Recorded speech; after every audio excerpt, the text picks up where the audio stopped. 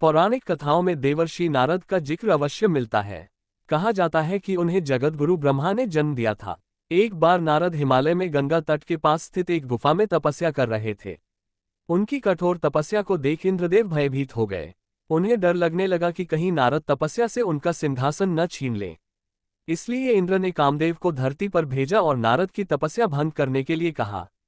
कामदेव धरती पर आए और नारद के चारों ओर मनमोहक कृत्रिम वातावरण बनाया। चारों तरफ सुगंधित फूलों की महक छा गई। वसंत ऋतु का मौसम आ गया। चिड़िया और अन्य पक्षियों की मधुर आवाजें गूंजने लगीं। धीमी धीमी हवाएं चलने लगीं। स्वर्ग की अप्सराएं नृत्य करने लगीं।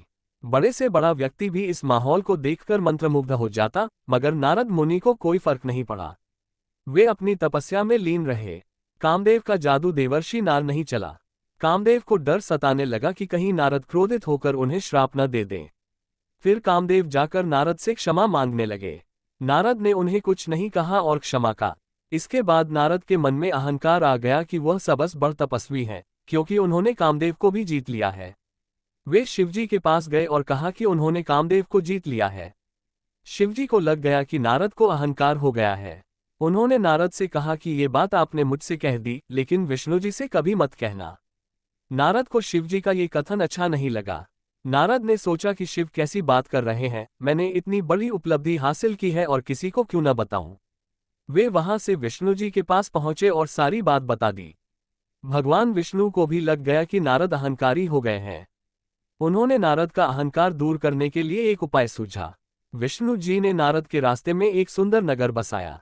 वहां आग अगला राजा की एक सुंदर कन्या थी, जिसका नाम विष्णुमोहिनी था। लेख विष्णु जी ने उसके स्वयंवर की कहानी रची। नारद को भी इस स्वयंवर के बारे में पता चला। वह राजकुमारी को देखकर मोहित हो गए। उसकी सुंदरता के सामने नारद अपनी सारी तपस्या भूल बैठे।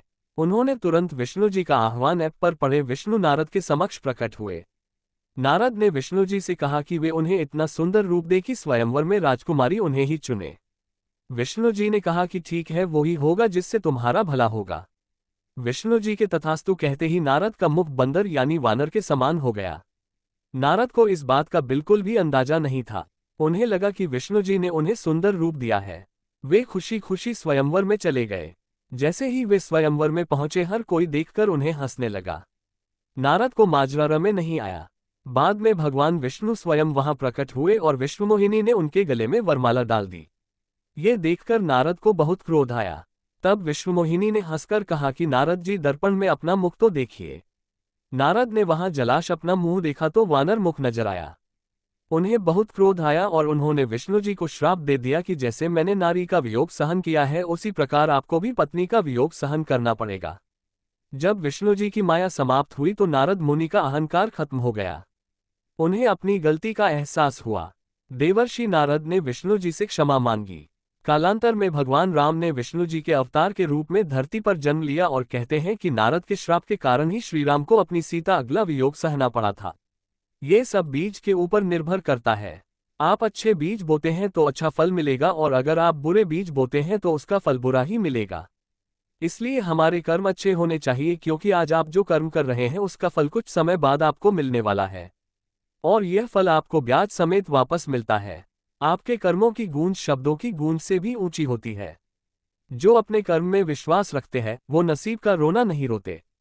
हर किसी को आज़ादी है अपनी जिंदगी अपनी मर्जी से जीने का, पर आज़ादी में अपने कर्म को मत भूलना। याद रखना, एक गलत काम आपकी आज़ादी छीन सकता है। हर व्यक्ति को उसके कर्म करने की पूरी आज़ादी है, लेकिन कर्म के परिणामों में चुनाव उसके हाथ में नहीं। कर्म से ही पहचान होती है। इंसानों की दुनिया में अच्छे कपड़े तो बेजुबान पुतलों को भी पहनाया जाता है। दुकानों में जैसे एक बछड़ा हजार गायों की भीड़ में भी अपनी मां को ढूंढ लेता है, वैसे ही कर्मा करोड़ों लोगों में अपने कर्ता को ढूंढ ही लेता है। जैसा आप सोचोगे, बोलोगे और काम करोगे, वैसा ही आपको वापस मिलेगा।